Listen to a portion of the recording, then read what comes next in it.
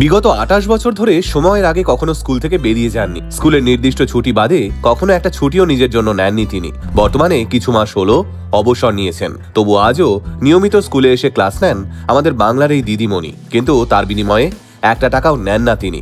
এই শিক্ষিকার নাম সুপর্ণা ঘোষ। হুগলি শ্রীরামপুরের রাজ্যধরপুর নেতাজি উচ্চ বালিকা বিদ্যালয়ে ২৮.৫ বছর ইতিহাস পড়িয়েছেন তিনি। আচ্ছা, ২৮.৫ বছর স্কুলে শিক্ষকতা করার পর একটা মানুষের কাছ থেকে আর কি আশা করা যায়? তিনি অবসর জীবনে বিশ্রাম নেবেন, অবসরের শখ আহ্লাদগুলো পূরণ করবেন, তাই তো? কিন্তু না, সুপর্ণা দেবীর কাছে অবসর শব্দটার ডেফিনেশন বোধহয় একটু অন্যরকম। আর তাই আজও স্কুলের ঘন্টা পড়লেই শ্রীরামপুরের রাজ্যধরপুর নেতাজি উচ্চ বালিকা বিদ্যালয়ের গেট ঠেলে ঢোকেন এই ইতিহাসের দিদিমণি। যে মুহূর্তে আমাদের গোটা রাজ্য শিক্ষক নিয়োগ নিয়ে উত্তাল, ঠিক সেই সময় নিঃস্বার্থভাবে আজও স্কুলের ছাত্রীদের ভবিষ্যতের পাঠ পড়াচ্ছেন এই দিদিমণি, যাতে ছাত্রীরাও শেখে এই জীবনটা আসলেই এক নদীর মতো। তাকে যত দেবে ততই সে প্রবাহিত হয়ে নিজের গভীরতা খুঁজে নেবে। আনন্দবাজারের প্রতিবেদন থেকে জানা যায়, সুপর্ণা দেবীর জন্ম ও বড় হওয়া সবটাই দুর্গাপুরে। বর্ধমান বিশ্ববিদ্যালয় থেকে তিনি ইতিহাসে স্নাতকোত্তর করেন, আর তারপর চন্দননগর সরকারি কলেজ থেকে বিএড করেন তিনি। বিএড এর পরে শিক্ষকতার জীবনে পা রাখেন। একজন শিক্ষিকা হিসেবে প্রথম পড়াতে শুরু করেন গিরিডির সেনা পাবলিক স্কুলে। এরপর অবশ্য সুপর্ণা দেবীর জীবন বদলায়। তিনি বিবাহ সূত্রে আসেন হাওড়ার আমতায়। উল্লেখ্য, সুপর্ণা দেবীর জীবনে যখন মাতৃত্ব আসে, ঠিক সেই সময় তিনি শ্রীরামপুরের স্কুলে চাকরির সুযোগটা পান।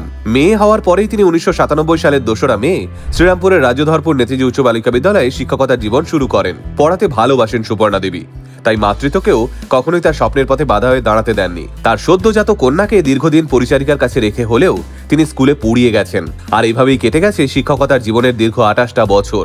যে ২৮টা বছরে স্কুলের নিজস্ব ছুটির দিনগুলো ছাড়া একটা দিনও আলাদা করে ছুটি নেননি সুপর্ণা দেবী। ঝড় জল রোদ, এমনকি নিজের অসুস্থতা উপেক্ষা করেও মানুষটা স্কুলে এসেছেন, ছাত্রীদের পড়িয়েছেন, আবার বাড়ি ফিরে গিয়ে মেয়েকে মানুষও করেছেন। কোভিডের সময়েও যেদিন যেদিন প্রয়োজন পড়েছে স্কুলে এসেছেন তিনি। ধর্মঘটে গাড়ি পাননি, তবুও পায়ে হেঁটে এসেছেন স্কুলে, কিন্তু এসেছেন। বিগত ২৮টা বছরে শহরটা একটু একটু করে বদলেছে রোজ, রাজ্য বদলেছে দেশও, কিন্তু বদলায়নি শুধু বাংলার এই একটা মানুষের রুটিন।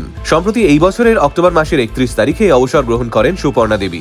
গোটা স্কুল ভেবেছিল এবার হয়তো সুপর্ণা দেবী একটু জিরোবেন, নিজের কথা ভাববেন, শখ আহ্লাদ পূরণ করবেন। কিন্তু অবসর গ্রহণের পরের দিন থেকেই আবারও স্কুলে আসতে শুরু করেন সুপর্ণা দেবী। বেতন চান না তিনি, শুধু রোজ ছাত্রীদের সামনে গিয়ে ইতিহাস বইটা খুলে তাদের বোঝাতে চান ইতিহাসের থেকে অভিজ্ঞতা নিয়ে ভবিষ্যতের দিকে ঠিক কিভাবে এগিয়ে যেতে হয়। সুপর্ণা দেবীর কাছে প্রশ্ন করা হয়েছিল, ঠিক কিভাবে সামলালেন তিনি এতগুলো বছর ধরে এভাবে ছুটি না নিয়ে?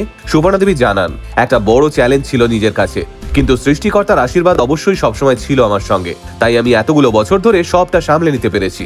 এর মাঝে অসুস্থতাও এসেছে, সেই অসুস্থ শরীর নিয়ে স্কুলে গেছি, ছাত্রীদের পড়িয়েছি, ওটাই আমার একমাত্র বিশ্রাম। আনন্দবাজারের প্রতিবেদন থেকে এটাও জানা যায়, রাজ্যধরপুর নেতাজি উচ্চ বালিকা বিদ্যালয়ের বর্তমান প্রধান শিক্ষিকা শর্মিষ্ঠা চন্দ্র জানিয়েছেন, স্কুলে সুপর্ণা দি আছেন মানেই আমরা নিশ্চিন্ত। বর্তমানে কোনো কারণ ছাড়াই অনেকে ছুটি নেন, কিন্তু সুপর্ণা দেবীকে আমরা কখনো কারণেও ছুটি নিতে দেখিনি। অকারণে তো অনেক দূরের কথা। শুধু তাই নয়, অদ্ভুত একটা রুটিনে চলতেন মানুষটা।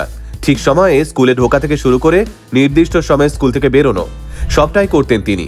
বেড়াতে যাওয়া বা কোনো দরকারি কাজের জন্য সবসময় স্কুলের নির্দিষ্ট ছুটিগুলোকেই বেছে নিতেন তিনি। ওনার অভিধানে সিএল শব্দটার আসলে কোনো গুরুত্বই নেই। সুপর্ণা দেবী ইতিমধ্যেই দেখে ফেলেছেন পশ্চিমবঙ্গের ৩ জন মুখ্যমন্ত্রীকে, তাই তার অভিজ্ঞতার ঝুলি যে আজ অনেকটাই পরিপূর্ণ সে কথা আর বলার অপেক্ষা রাখে না। আজ সুপর্ণা দেবীর মেয়েও ইতিহাস নিয়ে পড়াশোনা করে একটি বেসরকারি ইংরেজি মিডিয়াম স্কুলে শিক্ষকতা করছেন। সুপর্ণা দেবীর স্বামীও চেন্নাইয়ের একটি সংস্থায় বর্তমানে কর্মরত। আর এভাবেই পেরিয়ে গেছে দীর্ঘ ২৮টা বছরের দীর্ঘ শীত। বর্তমানে আরো একটা শীত উপস্থিত। তবে সুপর্ণা দেবীর জীবনে এই শীতটাও অবসরের নয়, ঘুমিয়ে থাকারও নয়।